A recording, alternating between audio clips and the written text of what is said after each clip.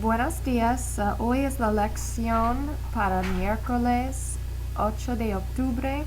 Estamos en un nuevo capítulo 12, se llama la salud. En este capítulo hay tópicos. Los tópicos son las partes del cuerpo, también las enfermedades y tratamientos, so sicknesses and treatments, and the other major one is los accidentes y la emergencia. So it kind of breaks up into three parts of the body: sicknesses, their treatments, and accidents or any emergency situations. Today we're going to focus on Partes del Cuerpo.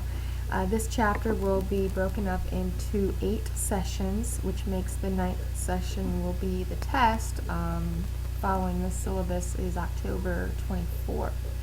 Okay, want to pronounce our vocab, and if you would pronounce it along with us, that would be probably the best way to practice it if you are able. And then we will also talk about today the functions of some of these parts of the body, and give you your assignment that will be posted as well. Okay, so empezamos con el cuerpo humano. Y aquí tenemos la cabeza. You have probably a basis from your previous years of Spanish with words like la cabeza, el dedo, el brazo, la pierna. So this vocab goes a lot more into detail of not only parts of the body, but organs, breakdown of parts of the face, parts of the hand, and the skeleton as well. Okay, so kind of go from head to toe here. All right. Tenemos la frente. La mejilla is pointing to the cheek. La nariz. La nariz is para oler. Okay. La boca. All of this is la cabeza. El cuello, the neck. El pecho. El codo is your elbow. La cintura is your waist. Los músculos. All of this, your pierna. El pie, foot, el tobillo, la rodilla, el muslo, quad. Okay. Breakdown of some of these. Let's think of some verbs that can go along with it. Let's see. La nariz is para oler. Oler is a good verb to smell. La boca is para hablar y comer. El codo dobla, bends, as well as your rodilla, dobla, bends, doblar, to bend. Se camina, you walk with your piernas y los pies. Se pone los zapatos en los pies. Se pone los pantalones en la pierna. La camisa cubre los pechos.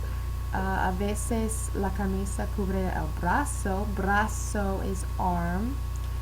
Okay. El tobillo is very common in accidents, right? Spraining ankles, spraining knees. Okay. ¿Qué más? We might throw in verbs such as correr, to run, saltar, to jump. And those are things that we would do on our feet and with our legs. All right, let's turn around to the other side. We have el pelo, hair.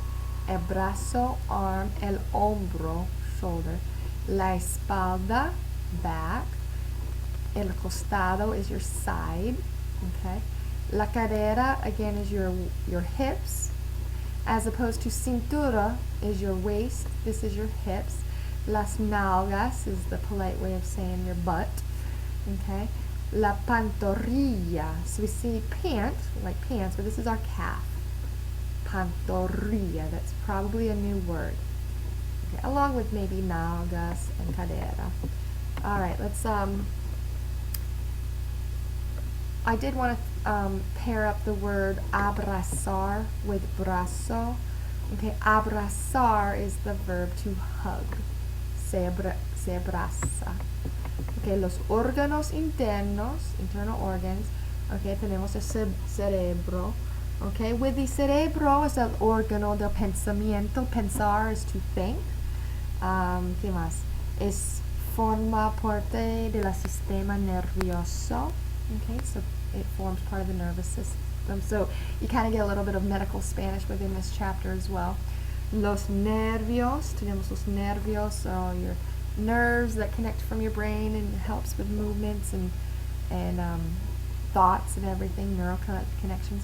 El corazón es un órgano, es el órgano principal de la circulación de la sangre. So sangre is blood. We think of circulación de la sangre, circulation of blood. Okay, los pulmones are your lungs. Los pulmones are the lungs. A verb that can go along with that is respirar. Okay, es un órgano interno que se usa para respirar, what we use to breathe. And then later on we'll talk about problems such as fumar, smoking, could cause problemas de los pulmones. Alright, tenemos el estómago, es donde se pone la comida, you know, our food's going to pass through el estómago. El estómago nos dice cuando tiene hambre, our stomach might growl when we're hungry. El hígado, so H is silent. Hígado, there's an accent mark. This is your liver, okay? And let's think about what this one does. It is responsable de eliminar de la sangre sustancias nocivas del organismo. So it eliminates from the sangre, we said blood, cosas malas, you know, it kind of cleans, limpia la sangre, it cleans the blood. We think of maybe if si se bebe alcohol, the alcohol goes through the liver and it cleans that out from there. Let's see. ¿Qué más? Tenemos los riñones, our kidneys. These are órganos que filtran y eliminan las toxinas de la sangre. So this is also one that filters toxins de la sangre. So both of these eliminate and kind of clean toxins in the blood. We also think of riñones connected to la urinación, like urination. Okay. La sangre, as we said, is blood. It's rojo, right? La sangre is roja when it exits the veins, cuando exita or sale. Las venas, which brings us over here, las venas en azul, y las arterias, que las arterias aquí. So we could talk about cuál es la diferencia entre las arterias y las venas. Okay. La cara. La cara is the face. La cara. All right, we probably already knew.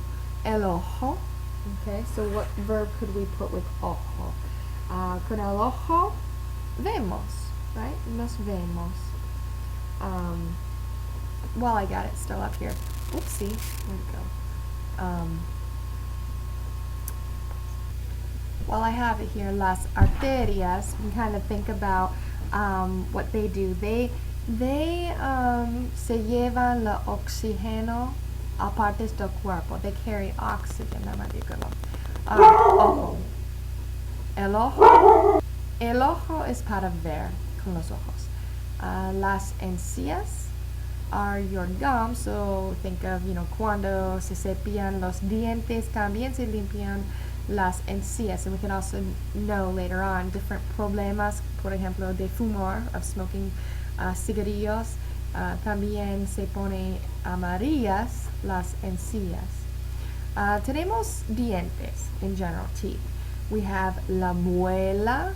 La muela are your molars. Okay, so with a good verb with teeth is to chew.